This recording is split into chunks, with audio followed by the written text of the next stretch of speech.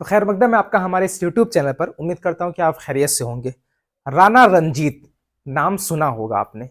लोकसभा के चुनाव में एमआईएम के टिकट से शिवहर लोकसभा सीट से चुनाव लड़ रहे थे। उससे पहले इनको एक जिम्मेदारी मिली थी, ऑल इंडिया मजलिस इत्तेहाद उल मुस्लिमीन की सदस्यता ली।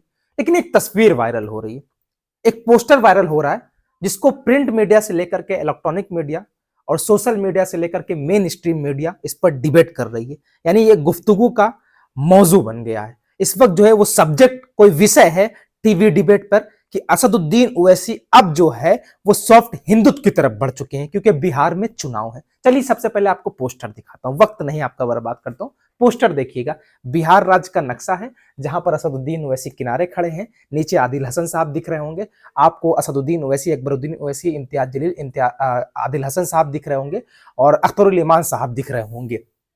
राणा रंजीत साहब की तस्वीर आप देख रहे होंगे। राणा रंजीत नाम पर थोड़ा सा गौर कीजिएगा, फिर से कह रहा हूं, राणा रंजीत। आरोप असदुद्दीन ओवैसी पर ये। अभी इस पूरे पोस्टर की गुफ्तगू करेंगे कि इस पोस्टर को लेकर के क्यों जो है वो सोशल मीडिया पर तमाम अटकलें लगाई जा रही हैं कि असदुद्दीन ओवैसी ने मुसलमानों को अब दरकिनार कर दिया है। अब मुसलमान का नहीं बल्कि असदुद्दीन ओवैसी हिंदुत्व की एजेंडे को लेकर के आगे चलेंगे और बिहार में उनकी मुस्लिम रणनीति नहीं बल्कि हिंदुत्व रणनीति है। अब वो सॉफ्ट हिंदुत्व पर चलेंगे। देखिए, आरोप और प्रत्यारोप राजनीति में ये आम बात है। ये तो उपहार के तरीके, गिफ्ट के तरीके काम करते हैं। जब आप राजनीति में आते हैं ना, तो आपको कुछ चीजें उपहार में मिलती है। जब आप राजनीति में आते हैं तो सबसे पहले आपको मुकदमे जो है वो गिफ्ट में मिल जाते हैं। आप पर आरोप और प्रत्यारोप आपको गिफ्ट में मिलते रहते हैं। आपकी आलोचनाएं खूब होती रहती हैं, आपको सराहा कम जाता है, लेकिन आलोचनात्मक तरीके से आपके साथ जो है वो व्यवहार किया जाता है। ठीक है, ये राजनीति में मिलता है। राजनीति पे एक आरोप लगा असदुद्दीन ओवैसी पर इस वक्त, इस पूरे पोस्टर को लेकर के। इस पूरे पोस्टर में है क्या? तो सबसे पहले मैं आपको बता दूं, इस पोस्टर में जिस पर गुफ्तगू हो रही है वो इस पोस्टर पे राणा रंजीत पर नहीं हो रही है, असदुद्दीन ओवैसी पर नहीं हो रही है, अख्तरुल इमान पर, अकबरुद्दीन ओवैसी, इम्तियाज जलील या आदिल हसन पर नहीं हो रही है, या फिर जो है भीमराव अंबेडकर पर नहीं हो रही है, बल्कि महाराणा प्रताप पर इस वक्त जो है वो चर्चा हो रही है। चर्चा ऐसी नहीं, चर्चा टारगेटिक चर्चा।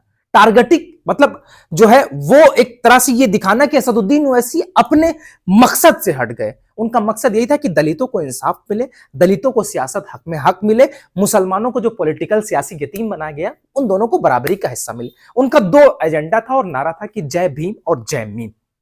राणा रंजीत साहब ने एक पोस्टर अपनी टाइमलाइन पे पोस्ट किया जिसपे लिखा था कि महाशिवरात्रि के अवसर पर माफ कीजिएगा, महाशिवरात्रि के शुभ अवसर पर शिवहर जिला कार्यालय ऑल इंडिया मजलिस इत्तेहादुल मुस्लिमीन यानी AIMIM का शुभारंभ दिनांक 26/2025 को बुधवार को होगा। दारुस्सलाम उर्दू में भी लिखा हुआ है। राणा रंजीत साहब जो बिहार के ऑल इंडिया मजलिस इत्तेहादुल मुस्लिमीन के महासचिव हैं।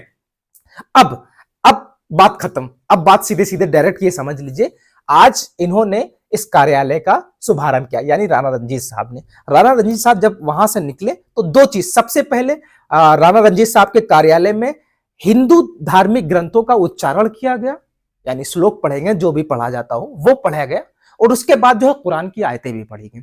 फिर बाहर निकलते हैं और निकलने के बाद मीडिया से मुखातिब होते हैं और कहते हैं कि असदुद्दीन ओवैसी पर एक आरोप लगाया जाता है कि असदुद्दीन ओवैसी मुसलमानों के, सिर्फ और सिर्फ मुसलमानों की पार्टी है।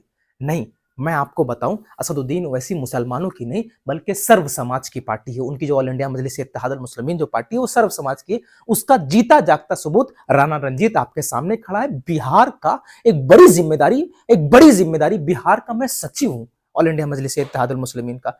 दूसरी जिम्मेदारी मुझको, असदुद्दीन ओवैसी ने अपना भरोसा जताया, मुझे शिवहर लोकसभा सीट से चुनाव लड़वाया। हालांकि मैं चुनाव हार गया लेकिन मुझे अच्छे वोट मिले। उससे बड़ी जिम्मेदारी मुझे मिली कि अब विधानसभा चुनाव को मैं पूरे क्षेत्र में, मुझे जो है वो मैं उसको मद्देनजर रखूंगा। ये जिम्मेदारी मिलती गई।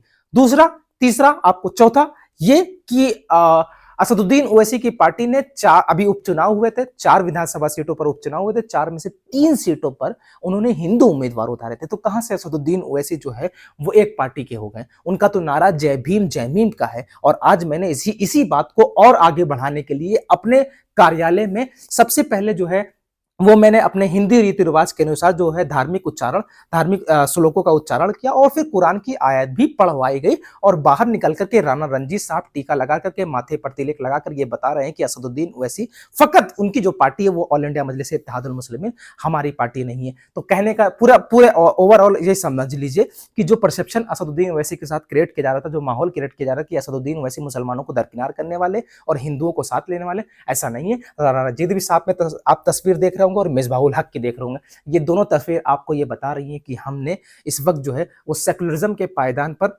हमेशा से चलते आए और इस बार जो है हम सेकुलरिज्म के पायदान पर और लंबी छलांग मार करके हम लोगों को हक दिलाने का काम करेंगे। खैर, यूट्यूब चैनल को सब्सक्राइब कीजिएगा और वीडियो शेयर कीजिएगा।